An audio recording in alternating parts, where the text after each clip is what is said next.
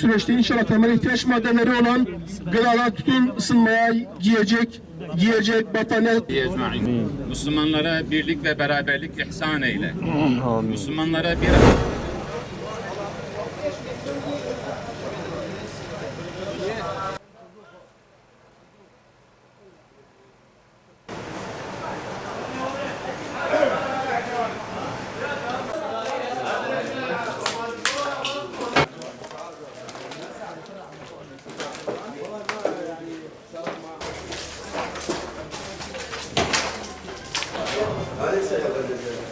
لا لا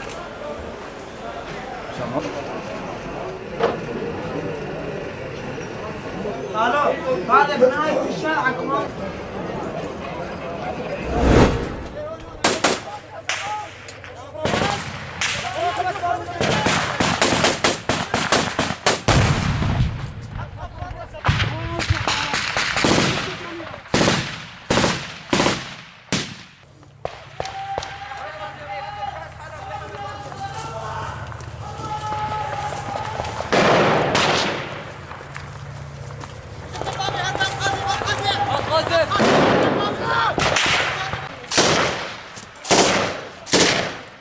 يلا يلا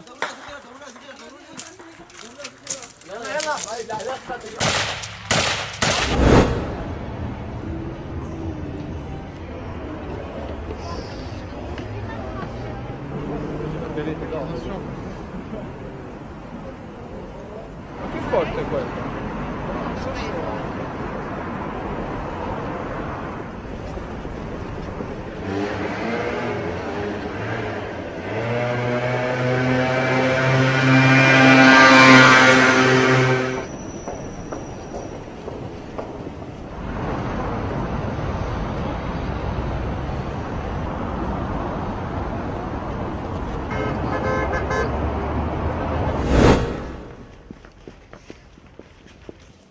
Я думаю, що сьогодні, коли з нами знаходиться наша мирна Україна, мирний український народ буде святкувати те, яка сьогодні є наша армія. Питання щодо надання 36-ї окремої бригади морської піхоти.